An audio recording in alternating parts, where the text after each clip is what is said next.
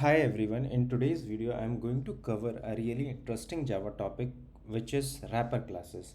So in this video, first I'll discuss primitive data types as it is important to know about primitive types before moving to wrapper classes.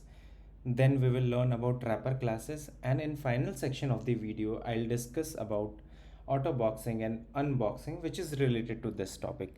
So let's start this video with primitive data types. So what is primitive data types? So in Java, there are 8 primitive types. So these are int, byte, short, long, float, double, boolean, and char. And these are not considered objects as they represent row of values. I mean, it stores the actual value. So when we declare any primitive type, so when we declare them with their initial value, it stores the value as it is as compared to the reference type. Reference type, I mean any object type. What it does, so when we declare an object type, it points to the object which is created in a heap memory that contains the actual value, right? Reference type points the object which is created in a heap memory, but when we declare a primitive type, it stores the actual value as it is, right? So let's move to the second point. Primitive type can never be null. So if we don't assign any value, they take their default value. For example, when we declare boolean, it will be initialized with false if we don't assign any value. Similarly, for byte, short, int, and long, the default value is 0. For float and double, the default value is 0, 0.0, right? But here the important point is compiler only assigned a default value if it is an instance variable. In case of local variable, compiler throws an error that the declare variable might not have been initialized yet, right? So now we have discussed few important points about primitive data types. Let's open the editor and validate all these points. So to declare a primitive type, simply specify the data type. So I specify the data type int and the variable name which is a, and let me assign some value. So I have assigned a value 5 to this variable a. Similarly, let's say if I have to declare some variable of double type, so I can simply write double and then let's say variable name, and let me assign some value. So it is, let's say, 12.2. Let me declare one more a variable, and this type it's of primitive this time its type is boolean, and let's take any name, let's say C, and let's assign some value which is true. So these are, I mean, here the first data type is of int type, the second one is double, and the third one is of boolean. So these are primitive types and we have assigned some value. Now when we so we have discussed primitive type can never be null. If we don't assign any value, the compiler automatically assigns the default value. But I have discussed one more important point. In case of local variable, compiler throws an error that the declare variable might not have been initialized yet. So what it means is, let's say I declare int g, and here I am not assigning any value, and let me print it. So if you see, now the compiler is complaining that the local variable g may not have been initialized, right? So in case of local variable, we have to initialize some value. So let me initialize 12, and the error, now this time the error is not shown. So let's take the case of an instance variable. Basically, so to save the time, I have already created a class, let's say primitive data type, and in this class I have 3 instance variable. One is int a, the second one is boolean b, and the third one is float c. So these are the instance variable, class level variable. right? So if I say, let's say primitive data type, and let's say the object name is prim and primitive data type, and this time let me print prim, how I can access the variable. So it is a. So remember here I have not defined the scope here. So if I say it's private, then I cannot access this variable, right? So that's why I'm not defining a scope. So the default scope is assigned here.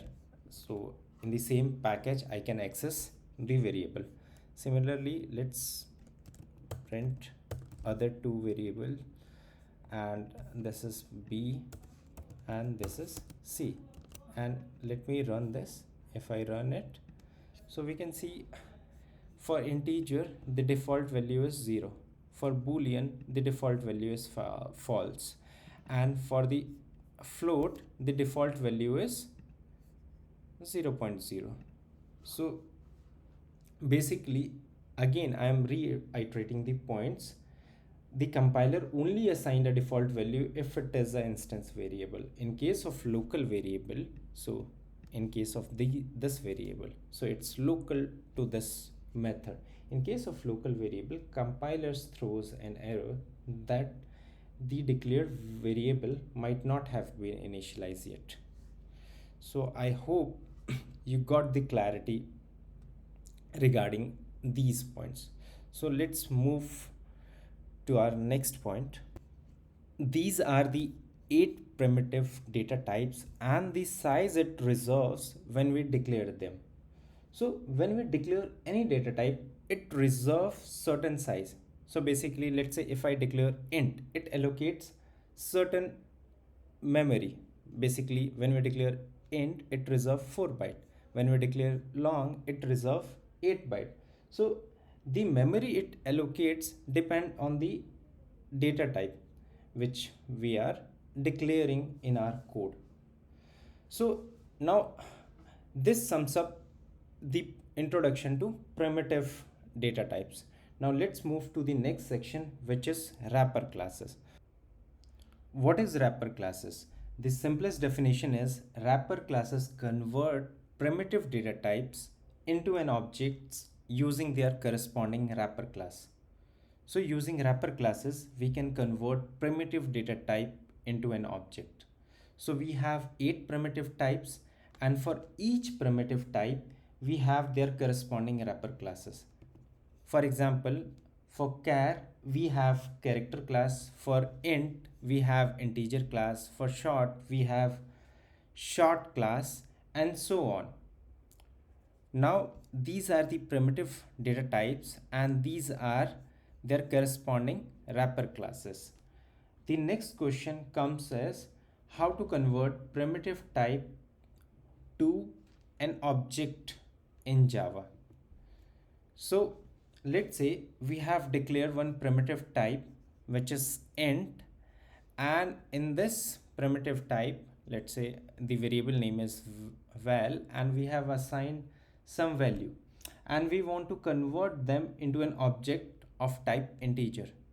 So to convert them, we can either use constructor of a wrapper class, or we can use the static factory method value of.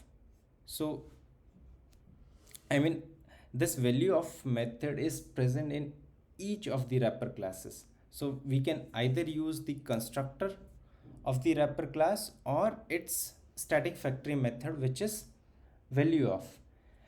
And between these two, we should always use static factory method, as the compiler does some performance optimization which is not possible if we use a constructor. And I have already covered this topic. For more information, you can watch this video shown in the card section, right? So by using the constructor or the static factory, we can convert the primitive type into an object. Now similarly, we can also convert object to their corresponding primitive type in Java using the methods such as, for example, let's say here I have declared two object. One is of type double and another is of type integer, and I want to convert into their corresponding primitive type, so double and int. So for in each wrapper class, we have methods such as double value, int value, float value, etc., which we can use to convert object into their primitive types, right? So we have covered few topics, and let's move to the editor and do some hands-on coding, right? Let's write some code here. So here I have declared a variable a of int type, so it is primitive, and we have assigned some value 5. Now I have to convert this primitive into an object of integer. So to convert them, I simply declare integer, and let me create one object I, and I can call its constructor and pass this value a. One way one way of converting primitive into an object is by using constructor, which is now deprecated, right? And the another one is, let's say, declare integer and the object j, and call its static factory method, which is value of, and in this I can pass simply a. So the both will convert primitive into an object. Similarly, if I take double, so it's of type integer. Now let's say double and d, and assign some value 10.2. And again, if I have to convert, I'm just doing copy paste here, and let me change this double and di, and double, and here just simply pass d double. So let's say d I2 and simply double dot value of d. So between the constructor and the static factory, always choose the value of, as the compiler does some performance optimization when we call its static factory method, right? So we can also directly pass the value. So you can simply pass this value 10.2 or 10.2 instead of passing this variable, right? So now this converts the primitive into an object. Now if I have to convert an object into its primitive type, so let's say double d and double dot value of, let me take 12.5. so d represent an object of double type, and to convert its corresponding primitive, let's say g, I can simply call the method which is double value of. So this method converts an object to its primitive type, and this method is present in each wrapper class. So let me take some integer, just copy here integer, and let me add this I4 and integer dot value of, and let me write 13. And to convert into primitive, I can simply say, let's say I4 dot int and value. So using this method, it will converts the object into its primitive type, right?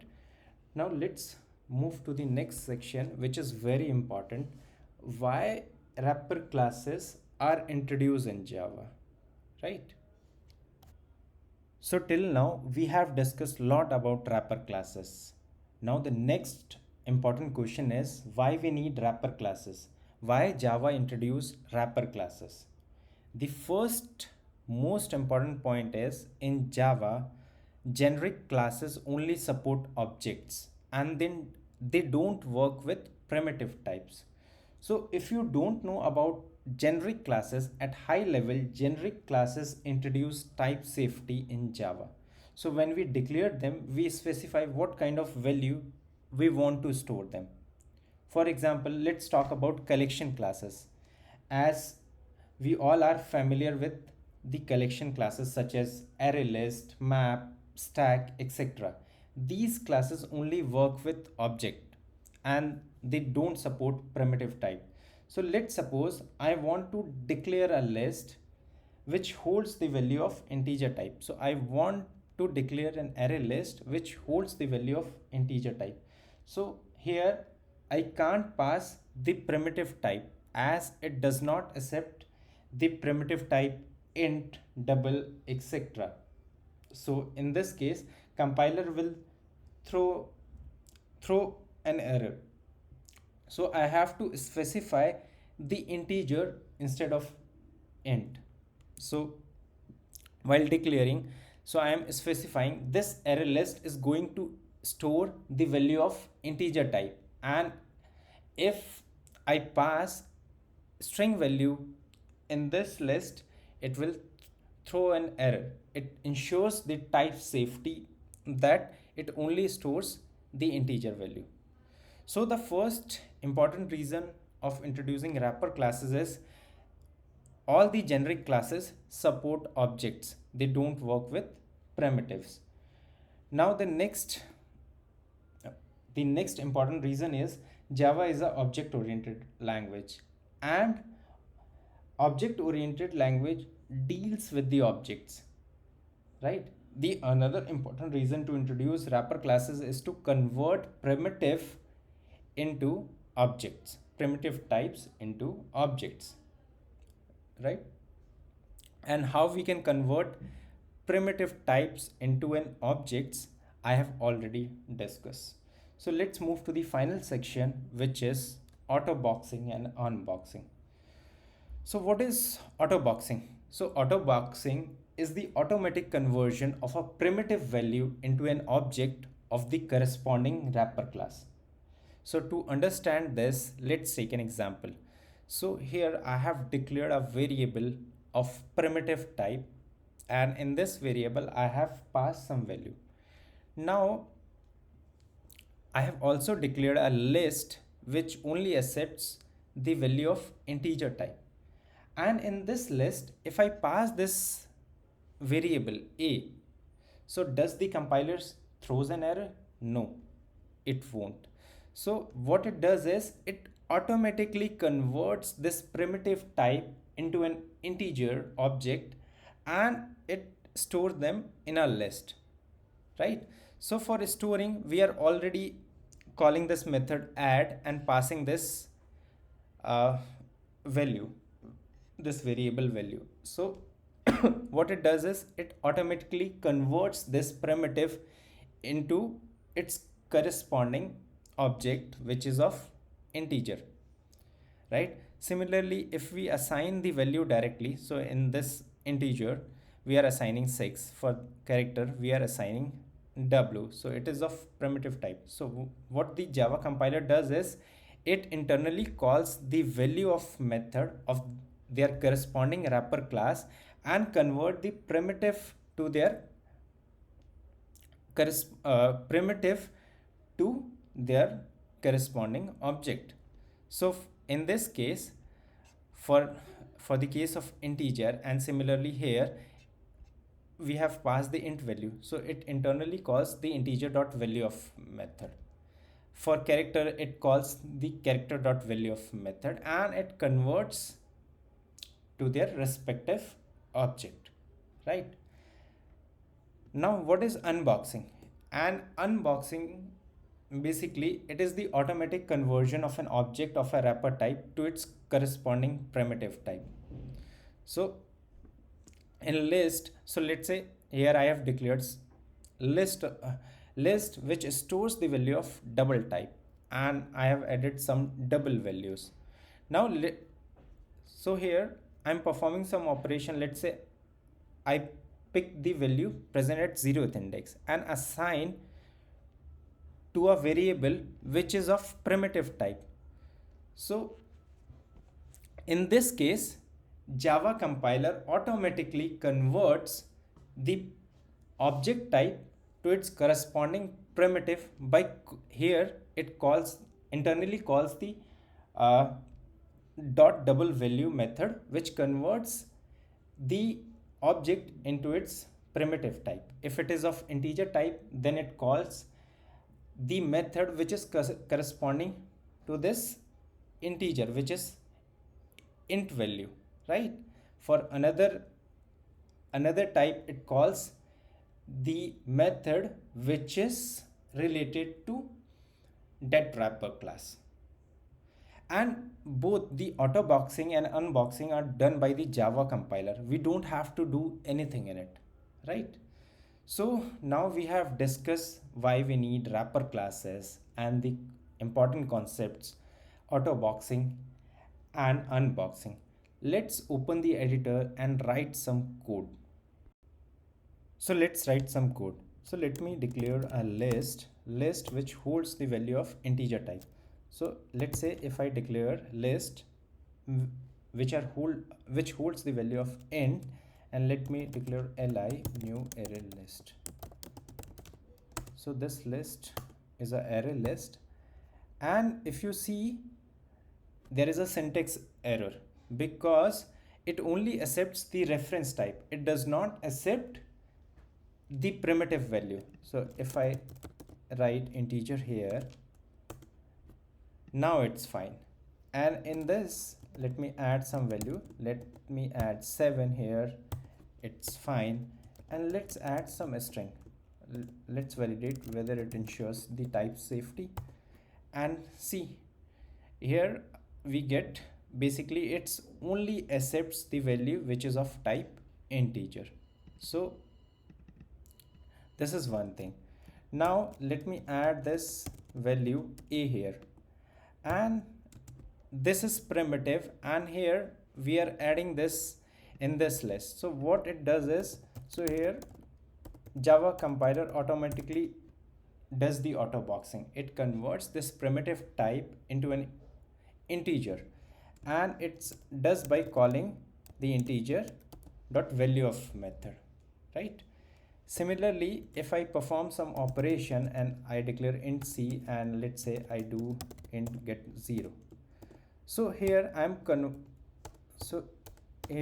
converting the integer into its primitive type, right? Object into its primitive type. So it is unboxing, and here the Java compiler will calls int value method and converts this object into its corresponding primitive type. So autoboxing and unboxing both are done by the Java compiler. We don't have to do anything in it, right? So that's it for this video, and I hope you have understood the concept of wrapper classes and the concept around it, such as autoboxing, unboxing, and primitive type. And I hope you love this video, and please like and share this video with your friends and colleagues. And thanks for watching this video. Thank you very much for your time.